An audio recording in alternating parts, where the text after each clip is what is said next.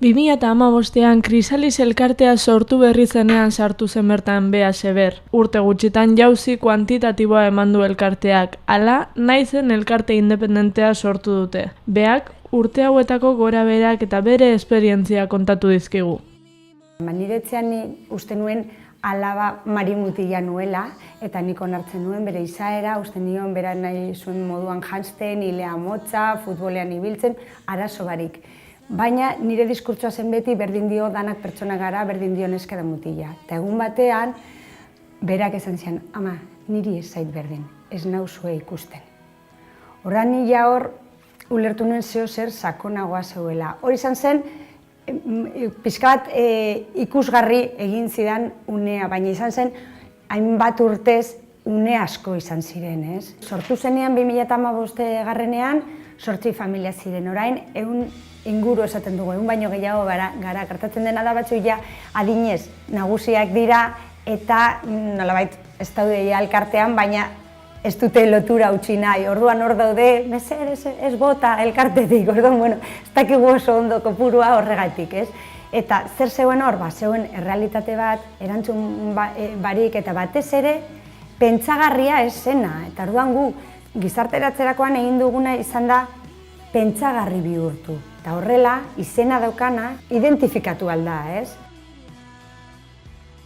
Nik baldin badaukat egoera bat niretzean eta ez baldin badakit hori existitzen denik ezin izango dut identifikatu. Eta hori nerabeek esaten dizute, ez? Nik uste nuen zoratetan nengoela, nire burua gauza bat esaten zidan eta nire inguru guztia kontrakoa eta esaten nuen, izango da, eta ez nuen inoiz ezer esaten.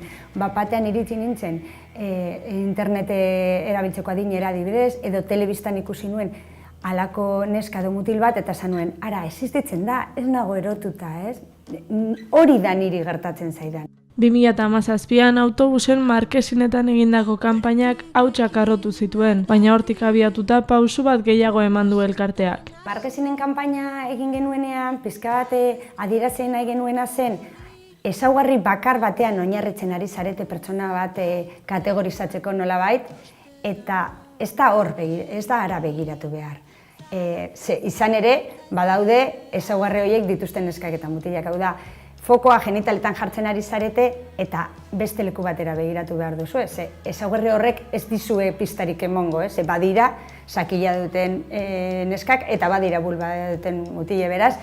Jarri nahi izan genituen genitalak aurrean justo desgenitalizatzeko, hori izan zen lehen pausua, orain badakizue realitate hori existitzen dela, bigarren pausua izan da eta hauek dira aurra hauek, eta aurpegia emon dugu, eta agertzen dira bai gure web horrian, naizen.eus horri horretan, ezagutu euren historiak, agertzen dira argazkekin, familiekin, euren gurasoek idatzitako kontakizunak, eta aurrek beraiek euren buruari buruz esandakoak.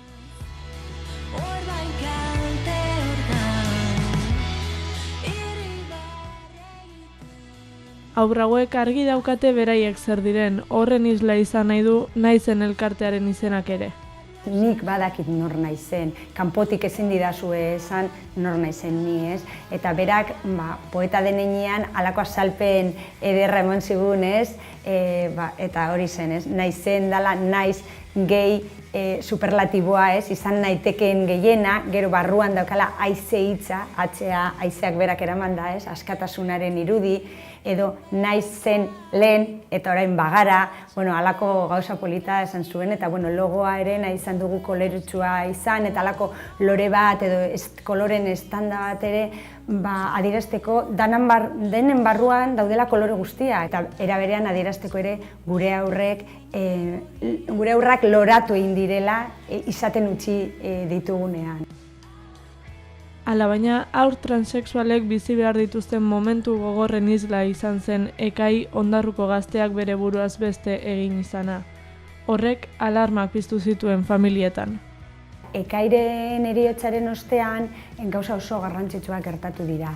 Lehendabizi horrek jarri zituela familia asko alertan eta Ekai otsailean suizidatu bazen, martxoan 10 familia berri sartu ziren, apirilean beste 10, maiatzean beste 10, ekainean beste 10, askunde ikaragarria izan genuen, ez? Pixka bat, islatu zen hor, zelan, beste belaunaldi batzuetan, pertsona transexualen artean, suizidio saiakera tasa 42 ingurukoa dan, eta orduan, jende asko egin zuen, ezin du horrela jarraitu, ez? Irtenbidea eman behar diogu etxean daukagun egoera honi. Beste alde batetik, erakundeetatik ere, pixka bat erantzun aldatu zen, eta ordura arte zelan eskatzen ari ginen gurutzetako genero identitatean, genero unitatean, psikiatria kentzea, despatologizatzea, hau ez dela buruko gaitza, lortu genuen behintzat prozesu hori hain luzea ez izatea. Mundu mailan aitzindariak izan gara gauz askotan.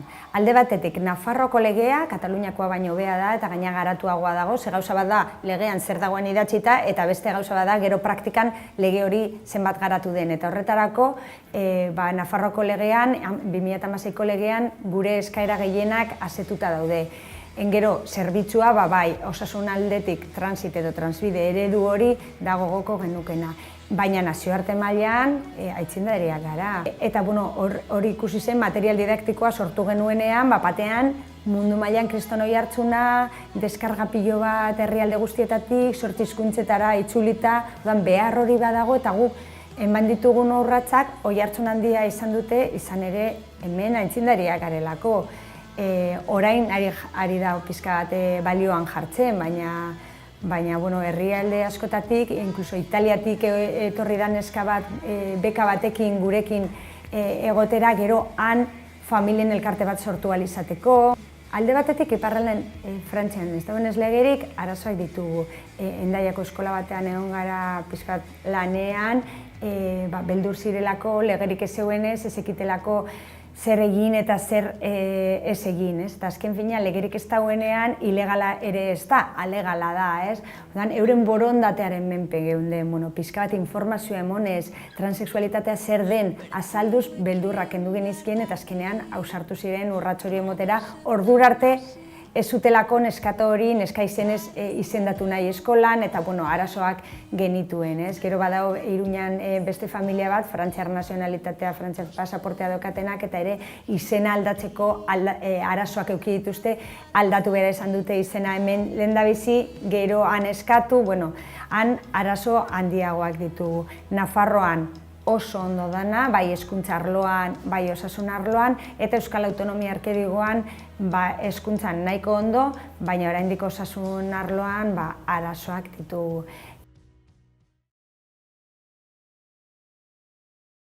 Nahi dut azaltzea zu nor zaren. Zelako trampa, ez?